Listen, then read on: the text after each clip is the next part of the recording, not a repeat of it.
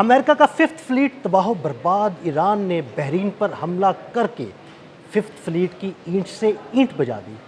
Iran के इन ताज़ा हमलों में वहाँ पर क्या नुकसानात हुए, इस बारे में आमिर रज़ा से बात करते हैं। आमिर भाई, अमेरिका ने हमला तो कर दिया, लेकिन उसके बाद ईरान ने जो जवाब दिया है, इसे कहते छोटी क़यामत ढा दी। छोटी क़यामत ही उसकी क़यामत ढा दी। बहरीन में उनका फिफ्थ फ्लीट जो है वो तबाह बर्बाद हो गया है। अभी क्या इतलात आ रही हैं?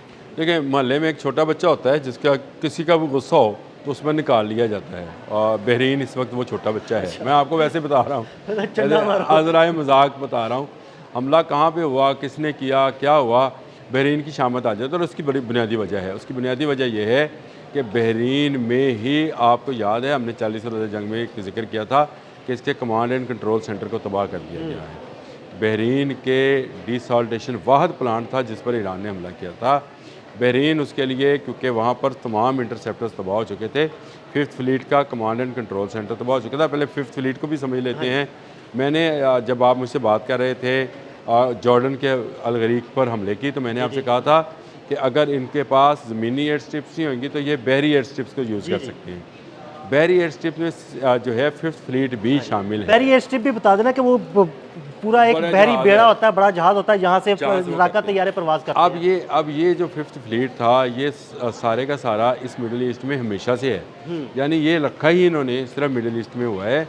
और यहाँ पर ईरान ने अब पहले इसका कमांड एंड कंट्रोल सेंटर उड़ाया था, यहाँ पर मौजूद रडार्स को ख़त्म किया था। अब उसने इस जंग के दौरान, जो कि अब से कुछ घंटे पहले शुरू हुई है, फिफ्थ फ्लीट पर भी हमला कर दिया। IRGC ने बाकायदा इसकी तस्दीक भी कर दी है। सेंटकॉम अभी नुकसानात नहीं बता रहा कि कितने डिस्ट्रॉयर या कितने इंटरसेप्टर्स को जो है निशाना बनाया गया है। फ्लीट का मुराद यह है कि जहाज़ों की एक बड़ी तादाद जो है जंगी जहाज़ों की यहाँ मौजूद होती है। और बहरीन में क्योंकि इनके इंटरसेप्टर्स ख़त्म हो चुके हैं, थॉर बैटरीज़ और पेट्रियट बैटरीज तबाह की जा चुकी हैं, इसलिए वो जो मैंने लफ्ज़ इस्तेमाल किया था कि महल्ले का एक छोटा बच्चा होता है जिसको गुजरते हुए थाप लगाई जाती है, ईरान ने गुजरते हुए दोबारा बहरीन को थाप लगाई है। उसकी वजह यह है कि यहाँ से अमेरिका के लिए जो उसका जॉर्ज डब्ल्यू बुश है, उसकी सपोर्टिंग पावर ये फिफ्थ फ्लीट है। ये फिफ्थ फ्लीट से ही उसको सपोर्ट किया जाता है। तो सबसे पहले उसने उस सपोर्टिंग फ्लीट पर जो है हमला किया है, ताकि उनकी रसद, चाहे वो वेपन्स की है, खुराक की है, अद्वियात की है, अफवाज की है, मरीन्स की है, उसको बंद किया जाए, उसको ख़त्म किया जाए। इसमें कितना नुकसान हुआ है ये तो खैर अभी सामने नहीं आ सकता है।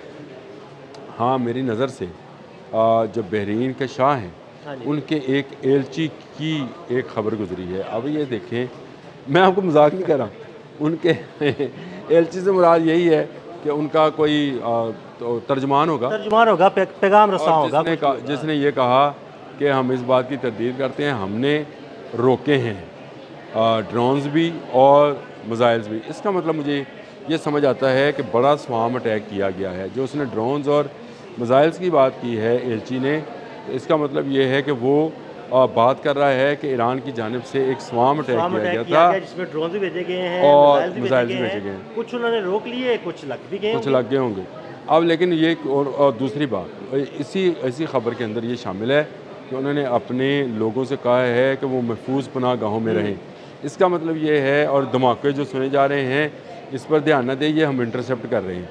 इसका मतलब ये है कि हमला बड़ी नवीयत का हुआ है, और इसके मतलब ये है कि आने वाले घंटों में या आज या कल में बहरीन पर एक और बड़ा हमला ईरान प्लान कर रहा है। वो जो मिसाइल्स के साथ हमला होगा, मेरा ख्याल है वो चाहता है कि फिफ्थ फ्लीट की कोई चीज़ ही ना बचे। देखिए, वो बहरीन क्योंकि तमाम फैसिलिटेटर्स हैं, ईरान फैसिलिटेटर्स मारेगा, और उसने तो पहले से कहा हुआ है कि बजाय जो फैसिलिटेट करेगा हम उसको नहीं छोड़ेंगे। उसके फैसिलिटेटर कौन कौन से? कुवैत है, हमला किया, जॉर्डन था, हमला किया, बहरीन है, हमला किया।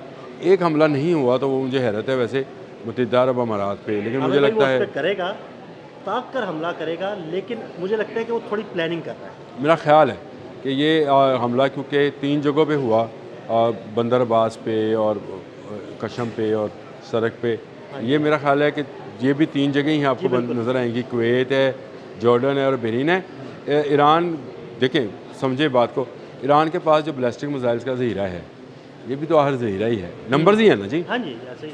जैसे उनके पास अगर इंटरसेप्टर्स के नंबर्स ही हैं, ये कोई ऐसी बड़ी बात नहीं है। और ये ईरान हमेशा ऐसा मिसाइल इस्तेमाल करता है जो उसके पास अभी ज़्यादा तादाद में है, जो उसके पास ज़्यादा ख़तरनाक मिसाइल हैं, अगर वो कम तादाद में भी है तो वो उसको अपने एंड के लिए रखे। मुझे लगता है कि वो अपने ज़ख़ीरे को थोड़ा बचा के रखा हुआ है कि जब बिल्कुल ऐसे हालात पैदा हो जाए कि मुश्किल हो जाए तब वो इस्तेमाल करेगा। लेकिन अभी वो अपने उसका खैबर शिकन अगर काम कर रहा है तो वो बड़ा ज़बरदस्त काम कर रहा है। क्लस्टर बम होते हैं वो जनाब, क्लस्टर बम उसमें से निकलते हैं, वो छोटी छोटी जगहों पर तबाही मचाते हैं। बड़े मिसाइल क्यों इस्तेमाल करेगा? जैसे शायद 136 जो काम कर रहा था, हाँ जी। तो ईरान को बैलिस्टिक मिसाइल की ज़रूरत नहीं थी।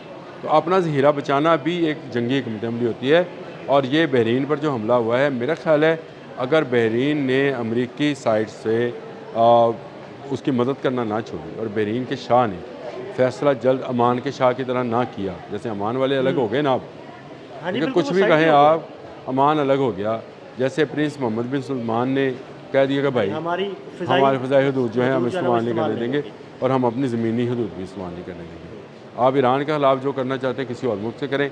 अब वो मुत्तहिदा अरब अमारात है, बहरीन है, जॉर्डन है, कुवैत है, इराक़ है, इराक़ के भी कुछ इलाकों में उनका कब्ज़ा है। ये इलाके इस्तेमाल होंगे और यहीं पर पलट कर जवाब देगा। एक ख़बर मैं आपको चलते चलते और दे दूँ। कल रात को ईरानी ड्रोन इराक़ की फ़ज़ा में उड़ते हुए देखा गया, खबर है मेरे पास।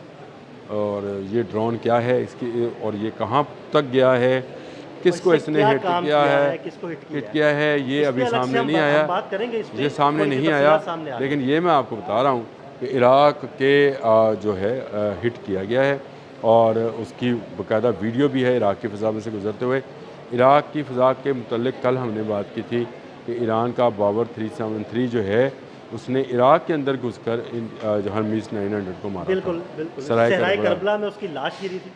तो ये वो मामला है। मुझे नज़र आता है कि ईरान ने अपने टारगेट्स, नए टारगेट्स जो हैं, पहले जो टारगेट्स थे उनको वो अचीव कर चुका है। वहाँ पर वो अपने मिसाइल्स और अपनी ड्रोन्स जो हैं उनको इस्तेमाल कर चुका है। अब उसके लिए नए टारगेट्स भी उसके सामने हैं। अच्छा आमिर भाई, फिफ्थ फ्लीट को निशाना बनाया गया, उसको तबाह बर्बाद ही किया गया है। अब वहाँ से ऑपरेशन बंद हो जाएगा तो जो जॉर्ज डब्ल्यू बुश है उसे कैसे फिर कंट्रोल किया जाएगा? देखिए, पहली बात तो ये है कि ये फ्लीट जो है ज़्यादा जहाज़ों पर मुश्तमिल होता है।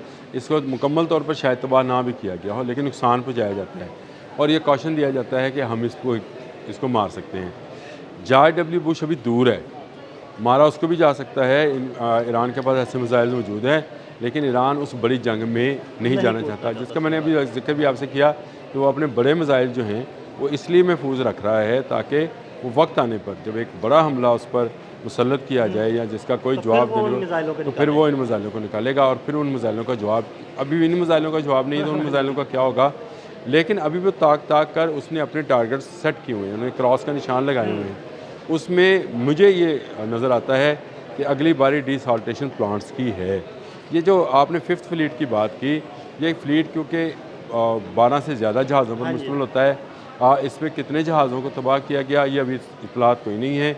अभी जंग का आगाज़ है, मैं ये समझता हूँ चंद घंटे हुए हैं और उसमें IRGC की जानिब से ये बात की जा रही है, हो सकता है IRGC जो है ये भी एग्जैजरेट कर रहा हो, ये भी है, हम तो उस पर बात कर रहे हैं। और हो सकता है कि सेंटकॉम चीज़ों को छुपा रहा हो, लेकिन ये छुपेंगी नहीं ज़्यादातर, ये चंद घंटे तक छुप जाएंगी, चंद घंटे तक खबर रुक जाएगी, लेकिन ख़बर आपके तक आ जाएगी क्योंकि फिफ्थ फ्लीट पर हमला होना ही होना था। फिफ्थ फ्लीट एक रसद का ज़रिया है अमरीकी बहरी जहाज़ों के लिए, जिनमें से हेलीकॉप्टर्स उड़ते हैं और मिसाइल्स फायर करते हैं, ये उसका हिस्सा है, इसलिए इस पर भी जो है हमला किया गया है। ये एक बड़ी जंग है, इसको मेरा ख्याल है पूरी हिकमत अमली के तहत और पूरी मैपिंग के ज़रिए जो है ईरान लड़ेगा। ईरान अपने मिसाइल्स, अपने ड्रोन्स जो है वो ऐसे ही उन असी पंजाबी कहने अन्नेवाह नहीं चलाएगा, बिल्कुल सही, बिल्कुल वो देखभाल कर, क्योंकि उसने अभी इस लंबी जंग के लिए बहुत सारा अपनी चीज़ों को संभाल कर भी रखा। बहुत शुक्रिया आमिर भाई। आमिर भाई ने बड़ी तफसील के साथ इस सारे मामले पर रोशनी डाली। मज़ीद अपडेट्स के लिए मैं फॉलो करते रहे। अदील अहमद और आमिर रज़ा को इजाज़त दीजिएगा। अल्लाह हाफ़िज़।